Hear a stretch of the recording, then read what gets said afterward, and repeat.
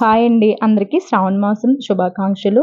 ఈ శ్రావణ మాసం వచ్చింది అంటే చాలు మన ఆడవాళ్ళకి ఎక్కడ లేని సంతోషం వచ్చేస్తుంది. ఎందుకంటే ఇల్లంతా శుభ్రం చేసుకోవాలి. ప్రతి శుక్రవారం పూజలు చేసుకోవాలి.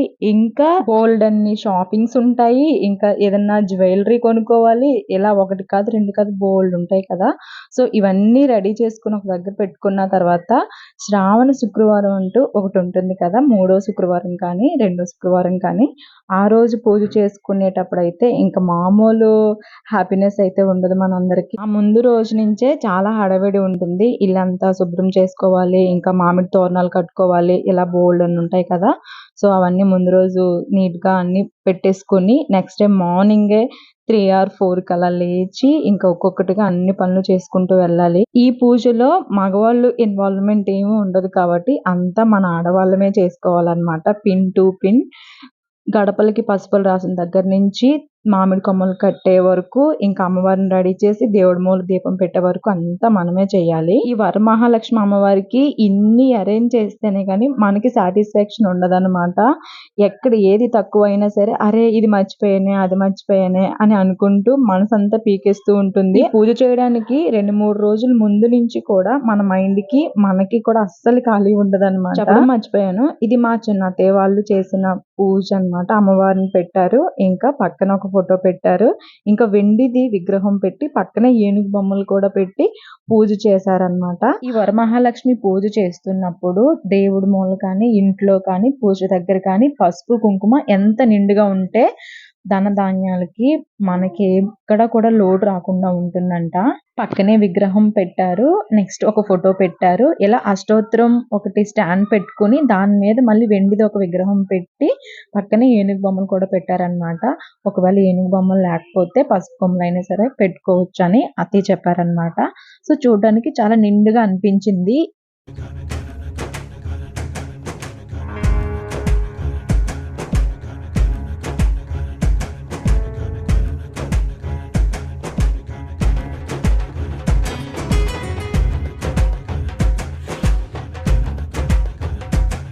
ఈ సంవత్సరం స్పెషల్ ఏంటి అంటే, ఎప్పుడు మా ఇంట్లో జరిగిన పూజ వీడియో వచ్చేది. బట్ ఈ సంవత్సరం ఏంటంటే, మా చిన్నత్తయ్య వాళ్ళ ఇంట్లో జరిగిన పూజ కూడా వీడియో అయితే తీసాము. అందుకే ఈ వీడియోలో 2 పూజలు, 2 విగ్రహాలు మీరు చూడొచ్చు ఈ వీడియోలో. ఏంటి 2 పూజలున్నాయని అనుకుంటారని. సో, మీకు క్లారిటీ ఇచ్చేస్తున్నాననమాట. ఈ పూజ చెయ్యాలి అంటే ఇన్ని ఆడంబరాలకి పోవాల్సిన అవసరం లేదు. మనకి ఎంత కలిగితే, ఎంత ఉంటే అంతలోనే చేసుకోవచ్చు. ఏమీ లేకపోయినా కూడా పసుపు, కుంకుమ, కొన్ని పూలు ఉన్నా కూడా అమ్మవారికి పెట్టి మనస్ఫూర్తిగా దండం పెట్టుకుంటే అదే ఆ అమ్మవారికి సరిపోతుందన్నమాట.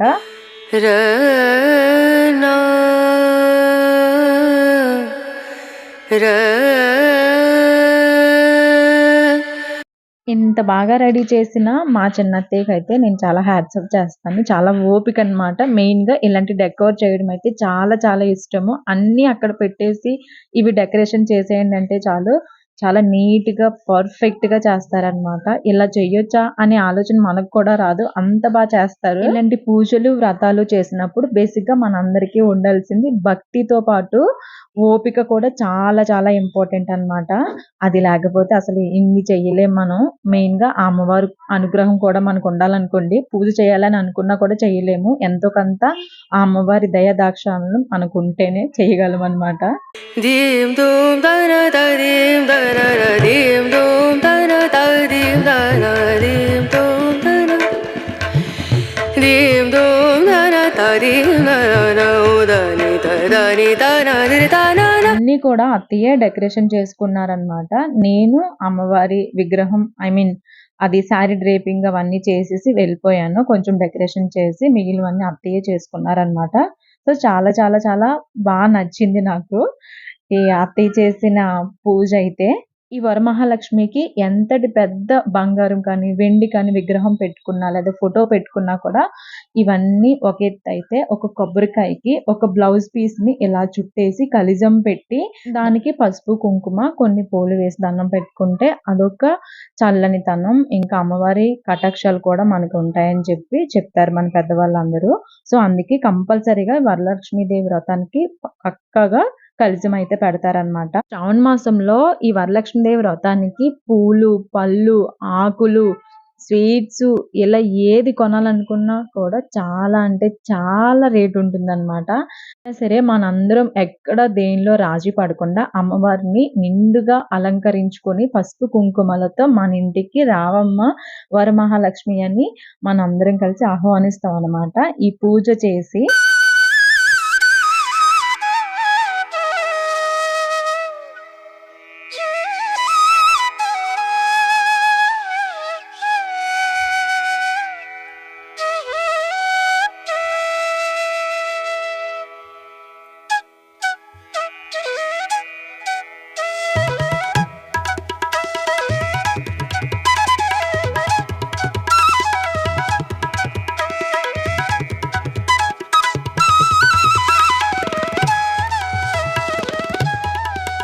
ముఖ్యంగా ఈ వరమహాలక్ష్మి అమ్మవారికి నైవేద్యం ఏం పెడతారు అంటే పళ్ళు కానీ లేదా ఇంట్లో చేసిన స్వీట్స్, బూర్లు, గారెలు, సేమియా ఇలా ఏదైనా కూడా తియ్యగా ఉండేవి చేసి పెడతారనమాట. ఆ అమ్మవారు అనుగ్రహం కూడా అంతే తియ్యగా మనందరికీ కలగాలని పులిహోర, దద్దోజనం, సేమియా, బూర్లు, గారెలు ఇంకా స్వీట్స్ ఇలా మనం అమ్మవారికి పెట్టే నైవేద్యంలో పులిహోరకి ఒక అర్థం ఉంటుంది, దద్దోజనంకి ఒక అర్థం ఉంటుంది, పెరుగన్నం పెడితే ఒక అర్థం ఉంటుంది, బూరెలకి, గారెలకి ఇలా అన్నిటికీ ఒక్కొక్క దానికి ఒక్కొక్క మంచి అర్థాలు ఉంటాయన్నమాట.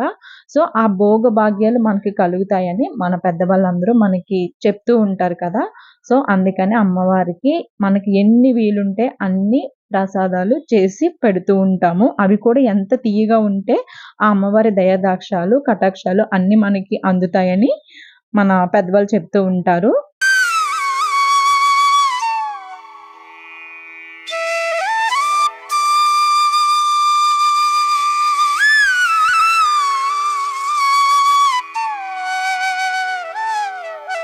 మా ఇంట్లో పూజ అయిన తర్వాత మా చిన్న అత్తయ్య వాళ్ళ ఇంటికి వెళ్ళామనమాట. సో ముందుది వెనక, వెనకది ముందు పెట్టాను. సో ఏ పూజ అయినా ఎక్కడ చేసిన విధానమైనా ఒకటే. అమ్మవారిని మనస్ఫూర్తిగా కొలిస్తే ఈ పూజ పొద్దుటే చేయాలి కాబట్టి పైన అత్తయ్య వాళ్ళ ఇంట్లో ఒకేసారి అవుతది, కింద మా ఇంట్లో కూడా ఒకేసారి అవుతది. అందుకే 2 దిక్కులకి వెళ్ళడానికి కొంచెం అటు ఇటుగా అయిందనమాట. ముందు మా ఇంట్లో చేసిన తర్వాత అప్పుడు నేను పూజిత కూడా పైకెళ్ళాము.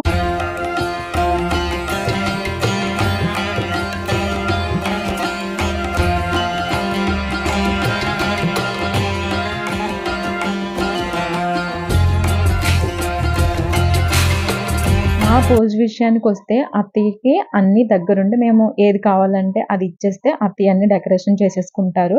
సో మేము చూస్తూ ఉంటాం అన్నమాట. ఏది కావాలంటే అది తెచ్చి ఇవ్వడానికి. అన్నీ రెడీ చేసేసిన తర్వాత మేము రెడీ అయిన తర్వాత అప్పుడు అత్తయ్య పూజ దగ్గరుండి మాతో చేయిస్తారనమాట. సో మీరు ప్రీవియస్ వీడియోస్‌లో చూస్తే అర్థమవుతుంది అత్తయ్య పూజ ఎలా చేస్తారు, ఎలా మాతో చేయిస్తారు అనేది. ఓం లోకమాత్రాయ నమః, ఓం పద్మప్రియాయ నమః, ఓం పద్మహస్తాయ నమః, ఓం పద్మాక్షాయ నమః, ఓం పద్మసుందరాయ నమః, ఓం పద్మక్షవాయ నమః, ఓం పద్మముఖాయ నమః, ఓం పద్మనాభప్రియాయ నమః, ఓం రమాయ నమః, ఓం పద్మలధారాయ నమః, ఓం దేవ్యే నమః, ఓం పద్మినే నమః, ఓం పద్మగంధినే నమః, ఓం పుణ్యగంధాయ నమః, ఓం శ్రీప్రసన్నాయ నమః, ఓం ప్రసాదముఖాయ నమః, ఓం ప్రభాయ నమః, ఓం చంద్రవదనాయ నమః, ఓం చంద్రాయ నమః, ఓం చంద్రసహోదరాయ నమః, ఓం చంద్రసహోదరాయ నమః, ఓం చంద్రాయ నమః, ఓం చంద్రమః, ఓం ఇంద్రాయ నమః, ఓం ఇందు శీతలాయ నమః, ఓం మహళాజనాయ నమః, ఓం పుష్ట. సో చూసారు కదా మీరందరూ అత్తయ్య మంత్రాలు టకటకమని చదివేస్తూ ఉంటారు. పంతులు కూడా అవసరం లేదనమాట. ఏ పూజ అయినా కూడా మా ఇంట్లో అత్తయ్య అన్నీ చదివేస్తూ ఉంటారు. మాతో చేయిస్తారనమాట. ఇంకా అత్తయ్య పక్క నుంచి మంత్రాలు చదువుతుంటే మేము కుంకుమ పూజ ఇంకా పూలతో అలాగా పూజ చేస్తున్నాం అనమాట. నేను పూజిత కూడా పక్క నుంచి. మా ఇంట్లో అమ్మవారిని రెడీ చేసినప్పుడు కూడా ఆ వీడియో పెడితే మరీ లెంతీ అయిపోతుందని చెప్పి ఆ వీడియో పెట్టలేదు. మీరు కావాలి అనుకుంటే అత్తయ్య ఎంత సింపుల్ గా కలశం పెట్టారనేది ప్రీవియస్ వీడియోస్ లో చూస్తే మీకు అర్థమవుతుంది.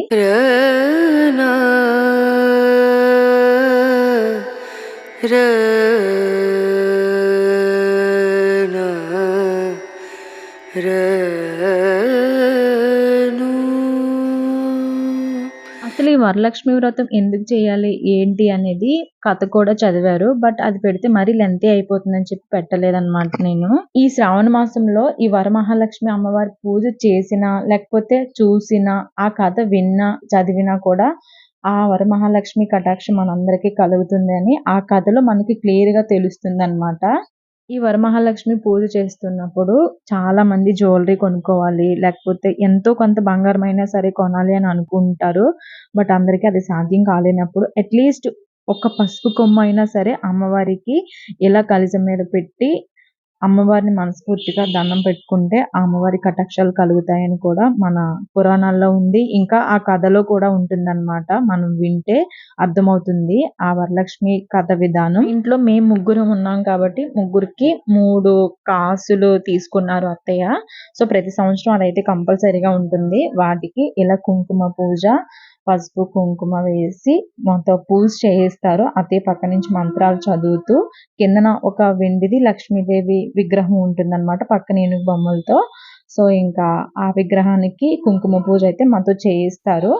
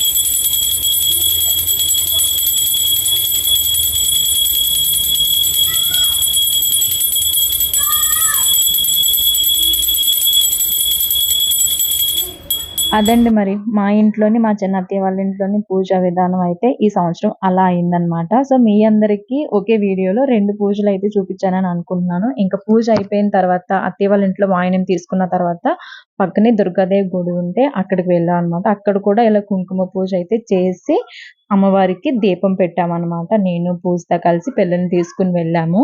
మా పూజ 10:30, 11 ఆ టైంకి అయిందనమాట. సో ఇంకా పక్కనే దుర్గాదేవి అమ్మవారి గుడి ఉంది. ఇంకా కొంచెం తల్లి అమ్మవారి గుడి కూడా ఉందనమాట. ఆ 2 గుళ్ళకి వెళ్ళొచ్చేద్దామని చెప్పి వెళ్ళి వచ్చేసాము. ఎందుకంటే సాయంత్రం వెళ్ళాలంటే ఇంక వెళ్ళలేమనమాట.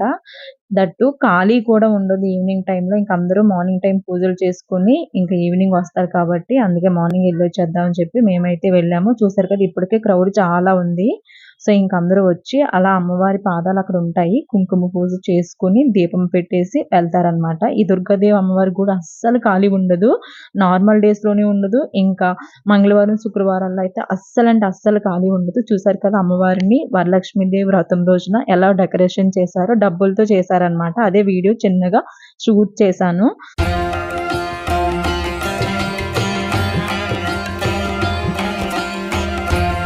వీడియోలో మీరు బాగా చూస్తే దుర్గాదేవి విగ్రహాలు 3 కనిపిస్తాయి. పైన 1, 2, 3 అన్నమాట. చూసారు కదా ఎంత నిండుగా ఉన్నాయో 3 విగ్రహాలు. మీరు మీ వరమహాలక్ష్మి పూజని ఈ సంవత్సరం ఎలా జరుపుకున్నారు ఏంటి అనేది సో నాకు చెప్పండి. ఎందుకంటే మేము ఎలా జరుపుకున్నాం అనేది మీరు వీడియోలో చూసారు కాబట్టి మీరు మీ పూజ విధానం మీరు సెలబ్రేట్ చేసుకున్న దాన్ని నాకు కామెంట్ సెక్షన్‌లో తెలియజేస్తారని చెప్పి అనుకుంటున్నాను. చూద్దాం ఎంతమంది చెప్తారనేది. ఈ వీడియో చూస్తున్న వాళ్ళు ఎవరైనా ఇంకా ఫస్ట్ టైం నా ఛానల్ చూస్తున్నట్లయితే వెళ్లి సబ్స్క్రైబ్ చేసుకోండి. ఇలాంటి మంచి మంచి వీడియోస్ నా ఛానల్‌లో చాలా ఉన్నాయి. మీరు ఇంతవరకు ఈ వీడియోని చాలా ఓపికగా చూసారని అనుకున్నాను. సో మీ అందరికీ చాలా చాలా thank you so much. Until then next video bye. ఇలాంటి మంచి మంచి వీడియోస్ మీకు కావాలనుకుంటే సబ్స్క్రైబ్ చేసుకొని పక్కనే ఉన్న బెల్ ఐకాన్ ప్రెస్ చేసి పెట్టుకోండి. నేను ఇలా వీడియో పెట్టుగా మీకు నోటిఫికేషన్ అలా వచ్చేస్తుంది. సో మీ చక్కగా నా వీడియోస్ అన్ని మిస్ అవ్వకుండా చూసేయచ్చు అనమాట. Thanks for watching.